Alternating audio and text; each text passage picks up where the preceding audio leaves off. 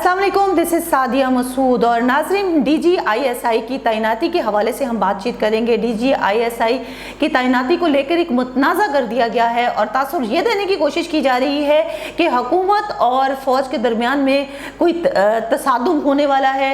अब अंदर की बात क्या है ये हम जानेंगे। हमारे साथ सीनियर तज़कियाकार डॉक्टर मोहम्मद सलीम मौजूद हैं। जी अस्सलाम वालेकुम सर। वालेकुम अस्सलाम। सर, ये प्राइम मिनिस्टर जो हैं सिविल बालादस्ती को कायम करने के लिए क्या नवाज शरीफ को फॉलो कर रहे हैं, उन्हीं की तरफ फौज के साथ जो है वो तसादुम की तैयारी कर रहे हैं? जी, इमरान खान साहब का ट्रैक रिकॉर्ड तो बहुत ही ज़बरदस्त है फ़ौज के साथ ताल्लुकात में, because Imran Khan is the only individual in the 74 years history of Pakistan के जिसके फ़ौज के साथ बहुत ही कॉर्डियल रादर आइडियल रिलेशनशिप रही है। और नवाज शरीफ का और इमरान खान का जहाँ तक मामला है तो ये बिल्कुल they are two poles apart in the aspect of civil military relationship, क्योंकि फ़ौज ने इमरान खान को आते साथ ही बहुत ही हेरोइक और बहुत ही वार्म रिसेप्शन दिया था GHQ के अंदर जब डिफेंस डे की उधर तकरीब हुई थी। उसके बाद भी तब से लेके अभी तक 3 साल तक बहुत ही आइडियल रिलेशनशिप चला है। जबकि जो नवाज शरीफ साहब हैं उन्होंने उनकी पहली टर्म से लेके आखिर तक फौज के साथ उनकी इंटेंगलमेंट ही रही है। तो दोनों का जो मामला है फौज के साथ ताल्लुकात का तो वो बड़ा ही ऑपोजिट सा है। लेकिन अब ये जो तैनाती वाला मामला आया है DGISI वाला, मुझे नहीं समझ आ रही कि इमरान खान क्यों इस पे ऐसे ही उन्होंने सिचुएशन को पेचीदा कर दिया। हालांकि this was not a issue और चाहिए यही था कि जैसे एक आगे ये चीज़ हो गई है, क्योंकि ये हो नहीं सकता कि इमरान खान से वर्बल या थोड़ी बहुत कमिटमेंट लिए बगैर चीफ ऑफ आर्मी स्टाफ इस तरह की सेंसिटिव और बड़ी अपॉइंटमेंट करते। ऑब्वियसली इनका बहुत ही ज़्यादा एक दूसरे के साथ रिलेशनशिप था और मिलते जुलते रहते हैं और बातचीत होती रहती है, वर्बल कमिटमेंट हुई होगी और इस मामले को इतना उछालना नहीं चाहिए था। और नवाज शरीफ के एस्पेक्ट में एक और बात बता दूं जी, नवाज शरीफ ने जनरल आसिफ नवाज जंजुआ को ब्राइब करने की कोशिश की BMW दे के।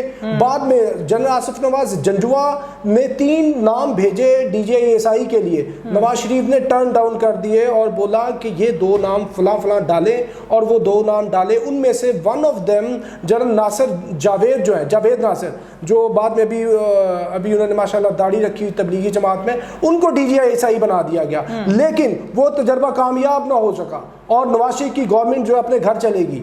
फिर उसके बाद DGISI वाले ही मामले के ऊपर जनरल मुशर्रफ जब थे, इन्होंने दोबारा अपनी मर्जी का DGISI उनसे लगवाया और जनरल ज़ियाउद्दीन भट्ट को, क्योंकि जनरल ज़ियाउद्दीन भट्ट को चीफ ऑफ जनरल स्टाफ लगाना चाह रहे थे जनरल मुशर्रफ, और चीफ ऑफ जनरल स्टाफ जो होता है वो आर्मी चीफ का 2IC होता है, यानी आर्मी चीफ का सारा काम वो कर रहा होता है, वो भी इतनी इंपॉर्टेंट पोजीशन होती है। लेकिन वो भी वायलेट किया, अपनी मर्जी का लगाया, फिर जाके अगले साल फिर मार्शल लगवा लिया। तो ये नवाज शरीफ का तो ये ट्रैक रिकॉर्ड है, लेकिन इमरान खान का बहुत ज़बरदस्त था। न जाने क्यों ये नवाज शरीफ की पैरवी करने जा रहे हैं और फ़ौज के साथ ताल्लुकात को कशीदा कर रहे हैं। सर, ये यहाँ पर ये भी तो कहा जा रहा है ना कि जब कोई नए शख्स को तैनात किया जाता है तो ऑब्वियसली कुछ कानूनी ज़ाब्ते हैं जो इनको पूरा किया जाता है। तो क्या ये तैनाती कानूनी नहीं है? अभी फवाद चौधरी ने कहा है कि हम कानूनी तरीके से इसको लेकर जाएंगे।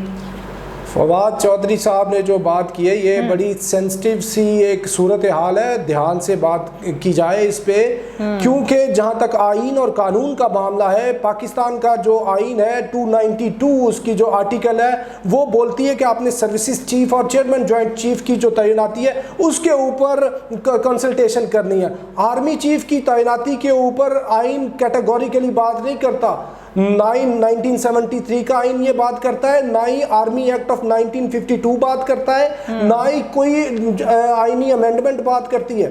ये 2 साल पहले आईनी तरमीम हुई है आर्मी चीफ की एक्सटेंशन के लिए, उसमें भी ये बात नहीं है। तो आईनी लिहाज से अगर आप ये जाएं कि जी आइन की फलां आर्टिकल में इसको कैटेगोरिकली मेंशन किया है DGISI की तैनाती के प्रोसेस को, तो वो नहीं किया हुआ। ये एक प्रेसिडेंस है, एक चलती हुई एक रवायत है कि ऐसे پرائم منسٹر آف پاکستان کو سمری بھیجی جاتی ہے, نام بھیجے جاتے ہیں, ون آف دوز انڈیویجولز وہ سلیکٹ کر دیتے ہیں. تو سم ٹائم یہ ہوتا ہے کہ وربل کمٹمنٹ لے لی جاتی ہے, ادھر سے پوسٹنگ نکال دی جاتی ہے, اور یہ ایک میوچل کوآرڈینیشن سے چیز ہوتی ہے. تو یہ کوئی ایسی کوئی بلیک اینڈ وائٹ کے اندر کسی قانون کے اندر چیز نہیں لکھی ہوئی, ایسے ہی ہوتا آیا ہے. اور آئین کو بیچ میں لے آنا. اور ایک اور بات آئین کے اوپر میں کروں کہ آئین اور کتنے فنڈامنٹل رائٹس کے اوپر آئین کی اڈہرنس ہو رہی ہے. Okay fine, this is the prerogative of prime minister of Pakistan, لیکن کتنے اور فنڈامنٹل رائٹس ہیں, پورا اپنا کانسٹیٹیوشن اٹھا لے, جتنی پہلی کلازز ہیں وہ فنڈامنٹل رائٹس کے اوپر ہے. کیا کوئی وہ آئین کی کوئی کلاز پوری ہو رہی ہے؟ کیا یہ آپ نے اپنی معیشت کو سود سے پاک کرنا ہے, یہ آئین کی کلاز پوری ہو رہی ہے؟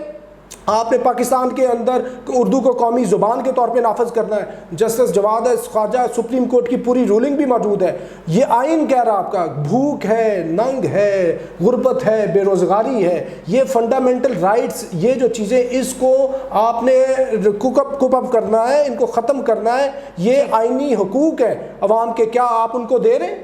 کیا آئین کی ان شکوں پہ عمل ہو رہا ہے جو اس کی طرف آپ بھاگے جا رہے ہیں؟ یہ کچھ نہیں ہے. یہ ہائی وولٹیج ایک تار ہے, 11,000 kV کی تار ہے جس کو آپ ٹچ کر رہے ہیں. اس سے نہ جمہوریت پروان چڑھے گی, نہ آپ کی حکومت کو فائدہ ہوگا, نہ ادارہ جاتی مضبوطی آئے گی, بلکہ انٹینگلمنٹ ہوگی. ٹھیک ہے, اب یہ سارا معاملہ جو ہے اس کا سب سے زیادہ نقصان کس کو ہوگا؟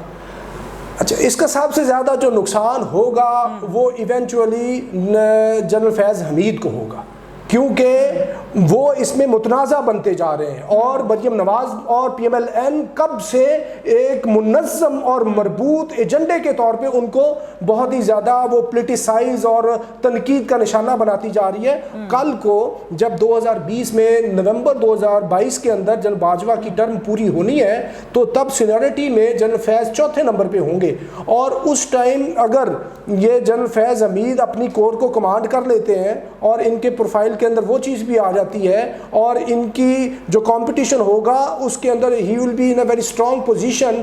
تو اگر یہ معاملہ ایسے ہی اس وجہ سے سول ملٹری ریلیشن شپ خراب ہوتا ہے تو اس کے اندر سب سے زیادہ جو چیف وکٹم اس کا بنیں گے وہ جنرل فیض بنیں گے. اور ان کے اگر کوئی چانسز ہیں چیف آف آرمی اسٹاف بننے کے تو اس کی وجہ سے وہ افیکٹ ہو جائیں گے.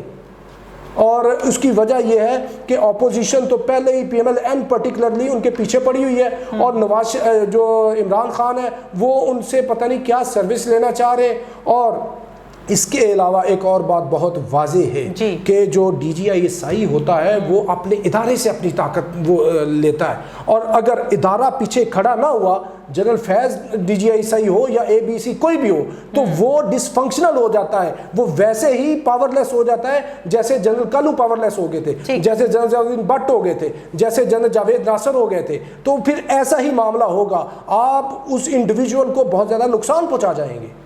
اچھا سر, اس سے آئی ایس آئی کمزور ہوگی یا مضبوط ہوگی؟ بینیفیشلی کون ہوگا؟ اس سے آئی ایس آئی مضبوط تو کم از کم نہیں ہوگی, کمزور لازمی طور پہ ہوگی, کیونکہ جو امیج ہوتا ہے, ریپوٹیشن ہوتی ہے, وہ بہت بڑی چیز ہوتی ہے. اور آئی ایس آئی کی یہ اتنی بڑی ہیروک اور ہسٹورک جو سکسیس ہوئی ہے ابھی افغانستان کے اندر, یہ پوری دنیا کو جو کھٹک رہی ہے, پرٹیکولرلی انڈیا کو, امریکہ کو, موساد کو, تو وہ سارے لوگ اس سے بہت خوش ہوں گے. اس سے آئی ایس آئی کو نقصان ہوگا, اور وہ سمجھیں گے کہ آئی ایس آئی کی پاور ایچلونز کے اندر اتنی انگریس ہے, اور پاکستان کے اندر جو اس کا ہیڈ ہے اس کی اپائنٹمنٹ اتنا مسئلہ بنا ہوا ہے, تو اس سے یہ ادارہ کمزور ہوگا, اس میں مضبوطی نہیں آئے گی. یا تو یہ کر لیں نا, پاکستان کے ڈیفرنٹ ہے تھوڑا سا نظام, جو را کا ہیڈ ہوتا ہے وہ سم ٹائم انڈیا کی پولیس سروس کا بندہ بھی آ جاتا ہے, سول سروس کا بھی بندہ آ جاتا ہے, سی آئی اے کا ہیڈ بھی بعض اوقات سویلین آ جاتا ہے, اور این ڈی ایس کا بھی, MI6 کا بھی اس طرح کا معاملہ ہے. لیکن آئی ایس آئی کا جو ہیڈ ہوتا ہے وہ لازمی طور پہ لیفٹیننٹ جنرل آتا ہے, فوج کے اندر سے آتا ہے. یہ انٹر سروسز انٹیلیجنس ہے, نیوی ایئر فورس بھی ہے, لیکن اس کے اندر فوج کا لیفٹیننٹ جنرل آتا ہے سرونگ, اور اس وجہ سے ادارے کی مضبوطی ہے. اور جہاں تک لوگ بات کرتے ہیں نا کہ جی سیولینز, اس آئی ایس آئی کے اندر مور دین 50% تو سیولینز ہیں. ان کے اندر ان کے نیچے سے جو فیلڈ انسپیکٹرز ہیں, ان کے اسسٹنٹ ڈائریکٹرز, ڈپٹی ڈائریکٹرز اور ڈائریکٹرز, یعنی کتنے ہی زیادہ لوگ ہیں وہ سولینز ہیں اس کے اندر، لیکن کمانڈ آرمی کے پاس ہے، کیونکہ کتنی چیزیں ہیں، ٹیکنیکل جو چیزیں ہیں، سگنلز کی چیزیں ہیں، وہ سارا سیٹ اپ فوج کے اندر موجود ہے، تو یہ انٹیکٹ ہے. اور آئی ایس آئی ایک قومی ادارہ بن چکا ہے، اور اس کو بنایا تھا ذوالفقار علی بھٹو نے. تو اس ادارے کی اس معاملے میں یہ جو ہوگی نقصان ادارے کو ہوگا، بینیفیشری اس کا ایونچولی پاکستان کا دشمن ہوگا. وہ دشمن کون ہے؟ سر فہرست اس میں بھارت ہے، اور اس کے علاوہ دوسری ہوسٹائل ایجنسیز جن کا میں نے آپ کے سامنے نام لیا. سر اس سارے معاملے میں اپوزیشن جو ہے وہ آپ کیا سمجھتے ہیں کہ کس طرح کا کردار ادا کر رہی ہے؟ اپوزیشن کا اس ساری صورتحال کے اندر معاملہ سلجھانے میں کردار نہیں ہے، معاملے کے الجھانے میں کردار 100% ہے. یہ جو بات کرتے ہیں سویلین سپرامیسی کہ جی we are heading towards that, تو ابھی عمران خان اگر وہ یہ بات کر رہے ہیں اور اپوزیشن ان کو دوسری طرف لے جا رہی ہے، اپوزیشن یہ بات کہہ رہی ہے کہ جس میں مولانا فضل الرحمان سر فہرست ہیں کہ جی ہم بھی کبھی کبھار تنقید کر لیتے ہیں. احسن اقبال، شہباز شریف صاحب کو بہت فکر کھائی جا رہی ہے اس ادارے کی عزت و تکریم کی، اور جن کی جو بھتیجی ہے وہ ادارے کے اوپر اتنی سخت تنقید کرتی ہے کہ اتنی تنقید شاید وہ رو بھی نہیں کرتی. اور اپوزیشن اس کے اندر سے اپنا مفاد اٹھانا چاہ رہی ہے. وہ چاہ رہی ہے کہ یہ جو خلیج ہے عمران خان اور افواج پاکستان، یہ خلیج بڑھے، اور اس بڑھتی ہوئی خلیج کے اندر سے وہ اپنی جو حاضری ہے گیٹ نمبر 4 میں وہ لگوائیں. اسے اور ایک بات دیکھیں، اس سے ایک بات اور واضح یہ ہوتی ہے کہ سیاستدان تو پتہ نہیں کتنے بے قرار ہیں، کتنے مر رہے ہیں کہ ہمارا کہیں کسی طریقے سے ادھر گیٹ نمبر 4 سے اسٹیبلشمنٹ کے ساتھ کوئی سٹ پنجہ ہو اور ہمارے تعلقات بہتر ہوں، تاکہ ہم جو ہے نیکسٹ سیٹ اپ میں اپنا شیئر اٹھا سکیں. آپ ان کی نیت دیکھیں، یہ کوئی اداروں کی مضبوطی کے لیے بات نہیں کر رہے، نہ ہی جمہوریت کی مضبوطی کے لیے بات کر رہے ہیں. ان کو بخار چڑھا ہوا ہے اقتدار کا، ان کو بخار چڑھا ہوا اپنے پیسے کا، ان کو اقتدار چڑھا ہوا ہے اپنے معاملات کو یہ جو نیب کے اندر چل رہے ہیں ان کو کلوز کرنے کا. تو یہ سارے کے سارے ان کی جو نیتیں ہیں وہ خراب نیتیں ہیں. اس سے نہ پاکستان کا فائدہ ہونا ہے، نہ حکومت کا فائدہ ہونا ہے، نہ فوج کا فائدہ ہونا ہے. یہ ذاتی مفادات کے لوگ ہیں، ان کے دماغ کے اوپر جو بخار ہے وہ اقتدار کا چڑھا ہے، اس وجہ سے یہ بانگلے ہوئے پڑے. تو کیا اقتدار ان فیوچر میں دیکھتے ہیں کہ ان کے ہاتھ آ سکتا ہے اگر خلیج پڑ بھی جاتی ہے پرائم منسٹر اور فوج کے درمیان میں؟ تو کیا لگتا ہے کہ آنے والے وقت میں کیا اقتدار ان کا ہو سکتا ہے؟ ان کے اوپر کیسز چل رہے ہیں، ان کے اوپر کیسز چل رہے ہیں، اس کے باوجود بھی تو دیکھ لیں شہباز شریف صاحب اپوزیشن لیڈر ہیں، کیسز چل رہے ہیں، اس کے ساتھ ساتھ یہ سارے لوگ اپنی پوزیشنز ہولڈ کیے ہوئے ہیں. اور اگر یہ معاملہ خراب ہوتا ہے، گڑبڑ ہوتی ہے، تو اس سے ایک بات تو واضح ہو جائے گی کہ پی ٹی آئی کا جو فیوچر ہے وہ تھوڑا سا خراب ہو جائے گا، اور جتنی اپوزیشن پارٹیز ہیں وہ اس کے اندر سے وہ گدوں کی طرح اپنا شیئر اٹھانے میں مصروف ہو جائیں گی اور اپنی کاسا لیسی کرنے میں مصروف ہو جائیں گی اسٹیبلشمنٹ کے لیے. تو ان کا یہ کردار مجھے نظر آ رہا ہے. اور فیوچر کی جو آپ بات کر رہے ہیں، tomorrow will take care of it self. But concluding it, میں یہ سمجھتا ہوں عمران خان کو جتنی عزت و تکریم افواج پاکستان نے دی ہے اور ان کے ساتھ جتنا کوارڈینیٹ ریلیشن شپ رہا ہے، یہ معاملات بالکل درست ہو جائیں گے اور وہ معاملے کو ریزالو کر لیں گے، یہ سیٹل ہو جائے گا. کیونکہ جو ریجنل سچویشن چل رہی ہے اور پاکستان اور آئی ایس آئی اور ادارہ جاتی مضبوطی کے لیے یہی بہتر ہے کہ معاملے کو حل کیا جائے، کیونکہ پاکستان فرسٹ، سب سے پہلے پاکستان ہے. کسی کی جو ذاتی اپنی جو وہ ایک چیزیں ہیں وہ بعد میں، پاکستان پہلے. اگر پاکستان کو پہلے رکھیں گے تو ریزالو کرنا ہوگا. بہت شکریہ جناب پروگرام کا حصہ بننے کے لیے. اس کے ساتھ اجازت دیجیے، اللہ حافظ.